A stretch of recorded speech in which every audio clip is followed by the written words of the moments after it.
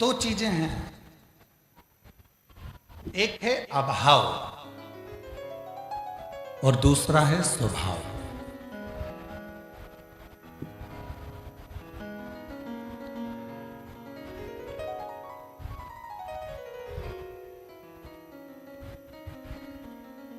अभाव है तो उसका कोई ना कोई हल निकल सकता है। धन का अभाव है, एक ना एक दिन धन तुम्हारे पास आए। भूमि का अभाव है, एक ना एक दिन भूमि तुम्हारे पास आए। संतान का अभाव है, एक दिन संतान भी तुम्हारे यहां जरूर आए। एक है अभाव, दूसरा है स्वभाव। अभाव एक ना एक दिन समाप्त हो सकता है,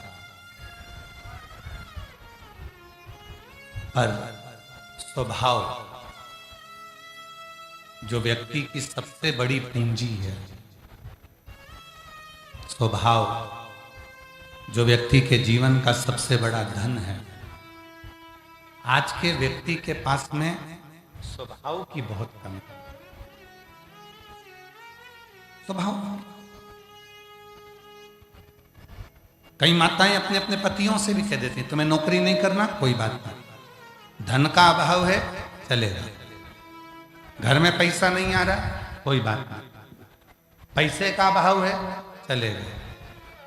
पर पत्नियां कई बार अपने पतियों से कह देती हैं धन का अभाव चलेगा, पर निवेदन है तुम अपने स्वभाव का अभाव मत करो। क्यों चिड़चिड़ करना? धन नहीं आ रहा ना चलेगा, पैसा नहीं आ रहा ना चलेगा, वैभव नहीं आ रहा ना चलेगा, पर अपने स्वभाव का अभाव मत। स्वभाव को चिड़चिड़ा मत करिए, स्वभाव को गुस्सेला मत करिए। भगवान शंकर को पाने के लिए दुनिया के लोग कहते हैं कि धन की जरूरत पड़ती है, हमारे पास में धन नहीं है, हमारे पास में धन का अभाव है। कोई कहता है हमारे पास में यहाँ बैठने का अभाव है, कोई कहता है हमारे पास में संपदा का अभाव है, कोई कहता है कि हमारे पास में इसका अभाव है, हमारे पास में बेलपत्री का अभाव है, हमारे पास में चावल के दाने का अभाव है, हमारे पास में ये अभाव है। पर शिव महापुराण की कथा कहती है, भगवान शंकर का चरित्र कहता है कि मेरे शंकर भगवान, मेरे उघड़दानी, मेरे शंभु धन के अभाव से नहीं, मेरे शंकर भगवान आपके स्वभाव से प्राप्त होते हैं। आपका स्वभाव क्या है?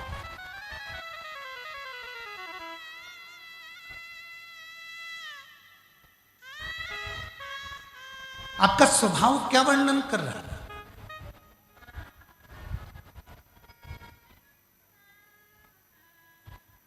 आपका स्वभाव क्या बोल रहा है? कल रात्रि को हम बरसते हुए पानी में यहां पहुंचे, खूब पानी गिर रहा था। जहां रोड पे से हम आ रहे थे तो पंजे पंजे पानी, गाड़ी के टायरों में पानी इतना था, इतना पानी गिर रहा। हमको लगा कि इतनी रात्रि का समय है, पानी इतना गिर रहा है, इतनी रात को जगह मिलेगा, कहाँ जाएंगे, कैसा होगा। पर श्री शिवाला सेवा समिति के सदस्य बरसते पानी में बिना छाता लगाए और धड़धड़ाती हुई बिजली कड़कने में भी वो रोड पर खड़े होकर इंतजार करते रहे कि गुरुजी आने वाले हैं और उनको लेकर चलो। साधुता यार, साधु।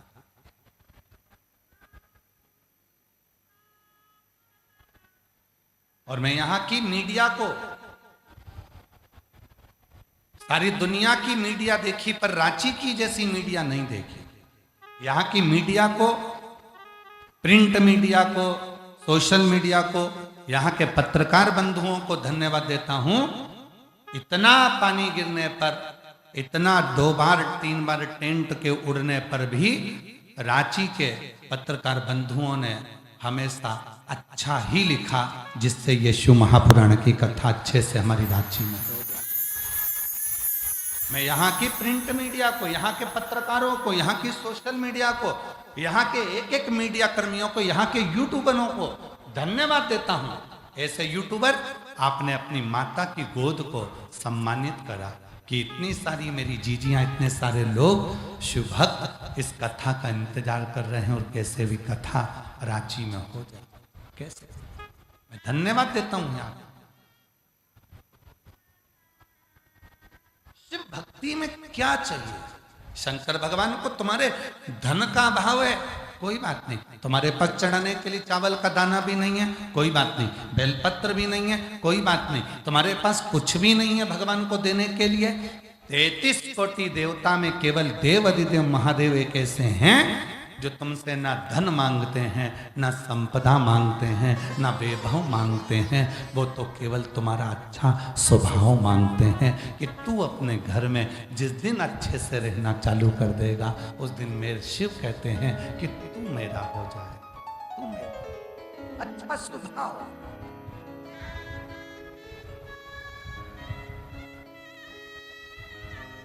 और हम अपना अच्छा स्वभाव कहां बनाते हैं? दोस्तों से बात करते हैं तो बहुत अच्छे से करते हैं, फोन पे बात करते हैं, दोस्तों से, व्यापारियों से या किसी से भी बात करते हैं तो बहुत अच्छे से करते हैं। और जो पत्नी का फोन आया और जो बात करी, ऐसा लगता है कि 2-4 हथगोले बम फोड़ दिए। ऐसा लगता है कि 2-4 हथगोले फोड़। बात करते करते ही झगड़ा। सुनो, आते आते आधा किलो गिलकी लिया ना, तुरई लिया ना, दूध की थैली लिया ना, वहां से सामान लेकर आऊं तो वहां से ऐसा लिया ना। इतने में पति सुन रहा था और चिढ़कर बोल दिया, घर आ रहा हूं ना, लिस्ट बना के दे देना। लो, फूट गया बम, हो गया हथगोला।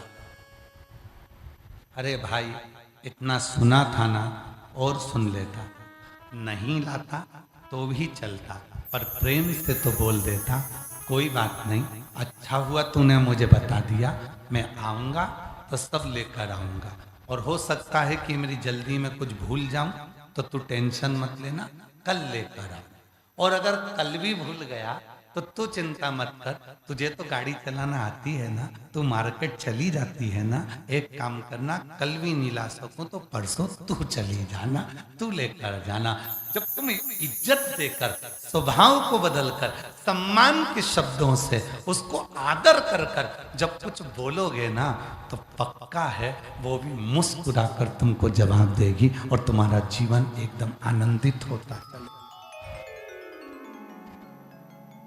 हम लोगों ने मुस्कुराना बंद कर दिया।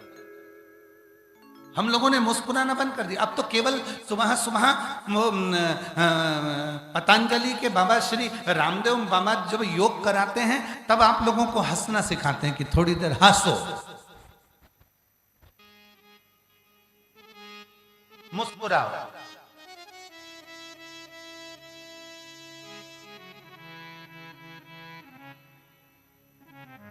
और क्या करे भारत का संत, और क्या करे भारत का साधु? वो आपको मुस्कुराना तो सिखा रहा है, हंसना तो सिखा रहा है कि अभी हंसो, मुस्कुराओ।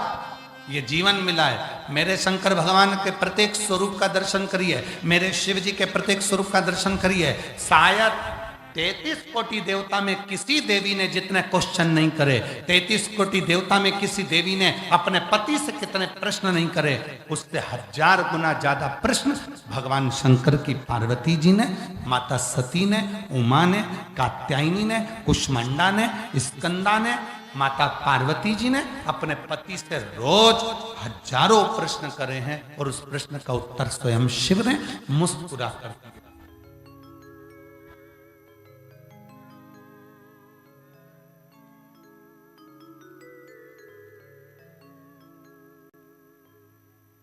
कोई भी प्रश्न का उत्तर हमेशा मुस्कुरा कर दे,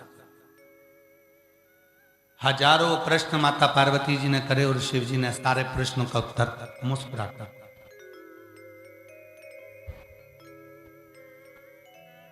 मुस्कुरा। और एक आज का मनुष्य है जो किसी भी प्रश्न का उत्तर मुस्कुरा कर ही नहीं देता, उसके चेहरे पर हंसी ही नहीं रहती। इतना सुंदर प्रश्न था, सबसे पहला प्रश्न माता पार्वती जी ने शिव जी से किया और बहुत भारी प्रश्न।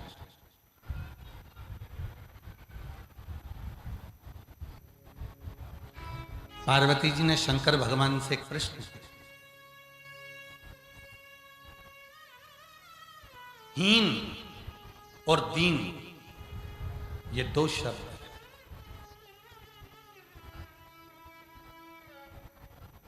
एक शब्द हीन, आप लोगों ने सुना होगा पुत्रहीन, इसके घर में पुत्र नहीं है। धनहीन, इसके पास में धन नहीं है। संपदाहीन, इसके पास में संपदा नहीं। वैभवहीन, इसके पास में वैभव नहीं। धनहीन, मकानहीन हो सकते हो, बंगलाहीन हो सकते हो, दुकानहीन हो सकते हो। दुकान नहीं है, बंगला नहीं है। दो शब्द माता पार्वती जी ने शिव जी से प्रश्न करा, एक है हीन, दूसरा है दीन। पुत्रहीन मतलब पुत्र नहीं है, संतानहीन मतलब संतान नहीं है, धनहीन मतलब धन नहीं, वैभवहीन मतलब वैभव नहीं। तो पार्वती जी ने एक प्रश्न करा कि हीन और दीन ये दो शब्द हैं, इन दो शब्दों में आप मुझे ये समझाएं कि सबसे प्रबल शब्द कौन सा, सबसे प्रबल शब्द। शिव जी ने पार्वती जी से कहा, भगवान शंकर मां पार्वती जी से बोले, एक शब्द है हीन, पुत्रहीन, धनहीन, वैभवहीन, मेरे पास में ये कुछ भी नहीं। तो शंकर भगवान मुस्कुराकर उत्तर देते हैं पार्वती को, सुनो पार्वती, दो शब्द हैं, एक हीन मतलब नहीं है और दूसरा है दीन। दीन का मतलब होता है कि मेरी शरणागति ग्रहण कर लेना। पार्वती, जो मेरे मंदिर में आकर, मेरे शिवालय में आकर एक लोटा जल जो समर्पित करता है, पार्वती मैं उसको दीन जानकर उसके दुखों को अपना बना लेता हूं और उसको जिंदगी में कभी हीन नहीं होने देता, उसकी जिंदगी को मैं संपदा वाला, उसको मैं कभी जिंदगी में फिर हीन नहीं होने देता, फिर मैं देना चालू करता। एक पत्र है, अच्छा है, देखिए, रिया ओझा जमशेदपुर टाटानगर से आई हैं, कहीं बैठी हो तो हाथ हिला सकती हैं। रिया ओझा कहीं बैठी हैं तो हाथ हिलाएं। रिया ओझा अगर कहीं बैठी हो तो हाथ हिला सकती हैं, रिया ओझा। और अगर कहीं बैठी हो तो आ सकती हैं बेलपत्र लेने के लिए। रिया ओझा जमशेदपुर टाटानगर से हैं। मेरा मोबाइल नंबर ये है, गुरुदेव, एलईडी पर पत्र चल रहा है, हाँ ठीक। गुरुदेव, मैं बाबा का कृपा का क्या बखान करूं, बाबा ने तो मेरे असंभव काम को भी संभव कर दिखाया। गुरुदेव, मेरी शादी को 5 साल हो गया था, डॉक्टर ने बोल दिया था तुम कभी मां नहीं बन पाओगी। फिर मैं जमशेदपुर में जब शिव महापुराण की कथा हुई, तब मैं किसी के कहने पर कथा के पंडाल में पहुंच गई और कथा सुनने के लिए बैठ गई। वहां पर जितनी मेरी बहनें आई थी, सब एक ही बात कर रही थी कि तू चिंता मत कर, कथा सुनकर जब यहां से जाए तो यहां की मिट्टी को अपने पेट पर, गर्भ पर लगाकर जाना, बाबा तुझे औलाद जरूर देगा। गुरुदेव 7 दिन पंडाल में बैठकर कथा सुनी।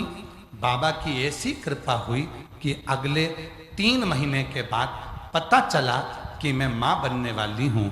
और बाबा की कृपा से 18/11/2024 को मेरे घर में बेटे ने जन्म लिया। अब मैं बाबा को प्रणाम करने के लिए यहाँ आई हूँ। मेरा नाम रिया ओझा, जमशेदपुर टाटा से आई हूँ। मेरा मोबाइल नंबर ये है। अब पत्र में लिखा, डॉक्टर ने बोल दिया था कि तुम कभी मां नहीं बन सकती, तुम कभी मां नहीं बन सकती, ये डॉक्टर बोल दिया। विश्वास, भरोसा, दृढ़ता। शिव महापुराण की कथा में पार्वती जी ने पहला प्रश्न यही किया कि हीन में और दीन में क्या अंतर है। शिव जी कहते हैं हीन, कोई पुत्रहीन हो सकता है, कोई संतानहीन हो सकता है, कोई धनहीन हो सकता है, कोई वैभवहीन हो सकता है। उनके पास में वैभव नहीं होगा, धन नहीं होगा, संतान नहीं होगी। पर पार्वती जो मेरे शिवालय में आकर 1 लोटा जल चढ़ाना प्रारंभ करते हैं, जो मुझे भजना प्रारंभ करते हैं, फिर वो मैं उसको दीन समझने लगता हूं। दीन का मतलब होता है मेरा अपना। दीन का मतलब होता है जिसने सर्वस्व मुझ पर छोड़ दिया हो। पार्वती फिर वो दीन में उसको जानकर किसी भी तरह से उसको हीन नहीं रहने देता। फिर उसको जो दुख होता है उस दुख को मैं समाप्त कर कर रहता हूँ और उसकी गोदी भर कर रहता हूँ। ये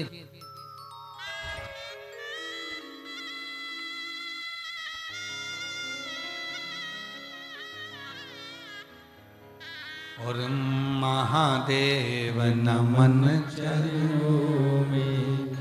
जितनों को भी आता है सब बोलो।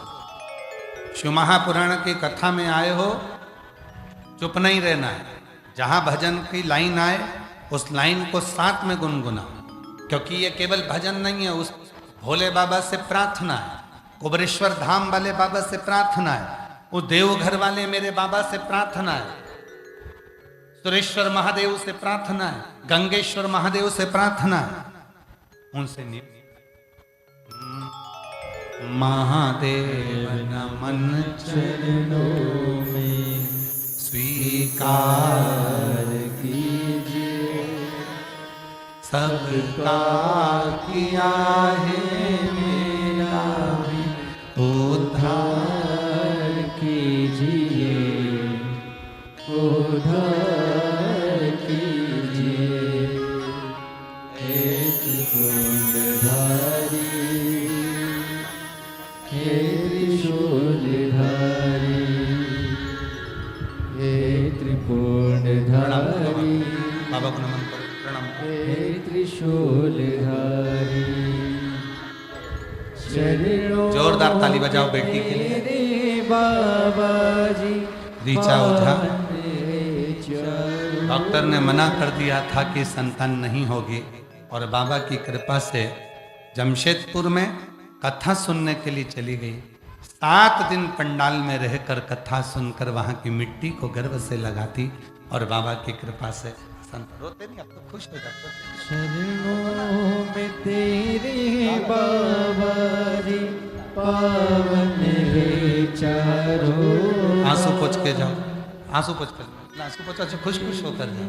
फिर दिया ना, पूजे सीतारा, महादेव नमन चरणों में स्वीकार कीजिए, सबका किया है मेरा भी उद्धार कीजिए, उद्धार कीजिए।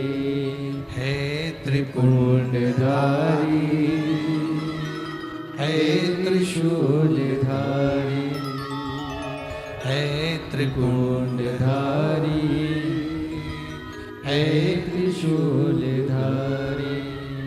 चरणों में तेरे बाबा जी पावन है चारों धाम।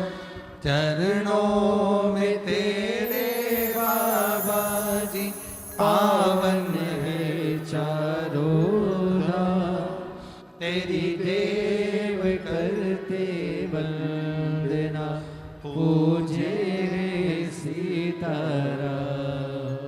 हो जाए पूरी कामना, हो जाए पूरी कामना। उपकार कीजिए सबका किया है मेरा भी उद्धार